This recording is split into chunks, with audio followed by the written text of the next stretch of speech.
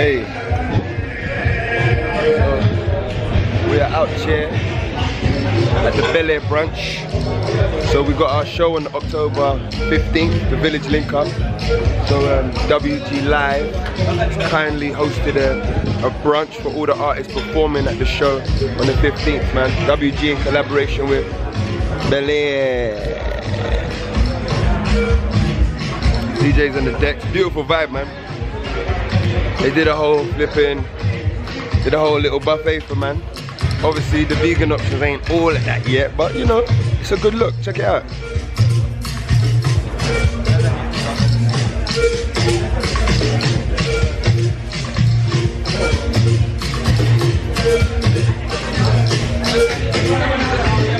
Kinda righteous still. So over here is my friend, Candy. Yeah, what's up guys? Hey, this is my vlog. Oh. Yeah. What's the name of the vlog? It hasn't got a name yet. Ah, why? I don't know. What do you think I should call it? I don't know, you tell me. Something from Jamaica. Something from Jamaica? Yeah. So like... blood clot. Nah, Maybe. that might be too harsh. Maybe... Bombo clot. Team Turn Up all the way. It's been turn up. Team Turn Up. Turn up. Turn Up. Hey! In Swahili then. Habari zenyu, karibu, Brew Bistro in Westland. Yeah, I don't know what's there. I don't know. Karibu brunch ya Bel Air. Na hapo watu chakula. Oh my god, I don't know. It's not Swahili sanifu though. Chakula? Chakula. That means food. Yeah. I know. How do you know? I speak Kidogo. Oh my god. Where are you from, like, originally? I don't know. No? I don't know.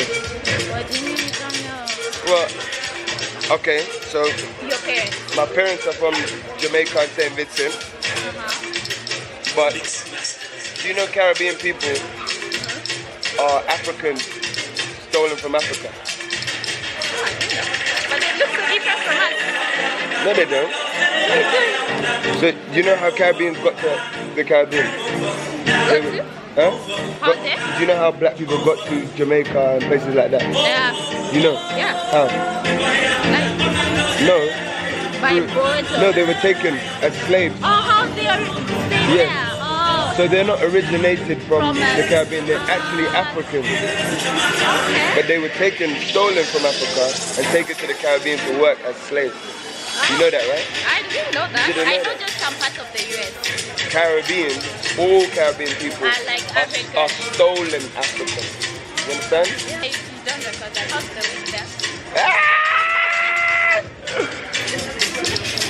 It's good. It's really good. Tell Your it. friend behind you. Hey. Mambo. Oh, nice to meet you. MIKEL. Yeah, lovely to meet you. More friends. Hey. You're a blogger. I'm an artist, but I like to vlog what I'm doing. Oh, yeah. Because I'm traveling. This is my second time in Kenya. You're not from Kenya? No, I'm from Jamaica. Yeah, I live in London. Say hi, hey, bro. Hi. I'm blushing, so I can't concentrate right Hey, so where are you from? now. I'm from Eritrea. Eritrea. Okay, so what سلام بلكم كلكم سلام نبل Air branch كان بحث أخوينا من سنة حرينه. Hey, do you know what, yeah? Do you know what I love about that? I didn't even have to ask you. I had to ask her. But you knew straight away. I like that.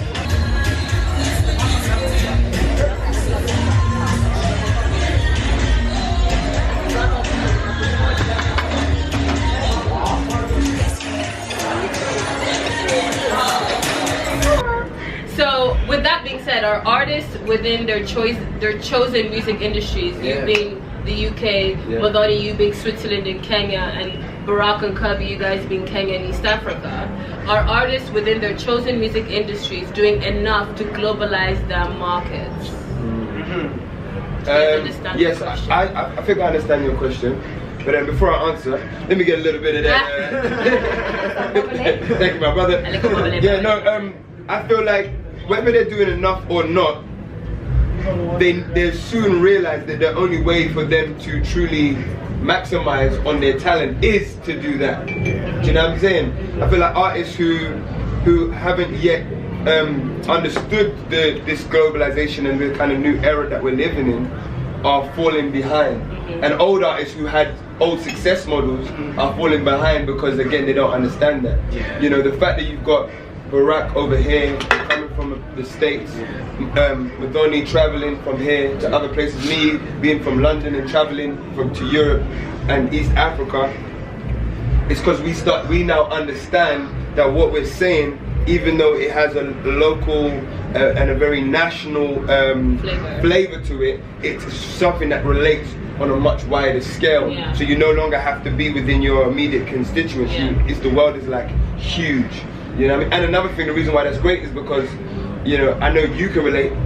Where we're from, rappers, it's like picking up lentils out of a bucket. Like, that's how many there are. They're like stones on the floor. It's like sand. Everyone raps. Everyone wants to be an artist. And so, unless you truly, you know, really represent yourself, like down to your fingerprint, like that unique identity, not really going to maximize on what you want to do. Definitely. So yeah. Coming back is just it's humbling, and it's also you know, it's inspiring to know that there's so much that can happen, so much that can be done in Kenya. Because there's no way Wizkid, Chris Brown, Tiwa Savage, all of these artists, even, you know, Jason Derulo, we're going to be coming to South Carolina. I wouldn't have saw them in my city back home. So it's amazing that all these Western artists are even coming to, you know, East Africa, you know, to do soft music and collaborations and just network their own business. So it's a beautiful thing. And I think to neutralize this conversation, or to sum up what everyone is saying, we've been learning and now we're ready to implement everything we've been learning as Nairobi,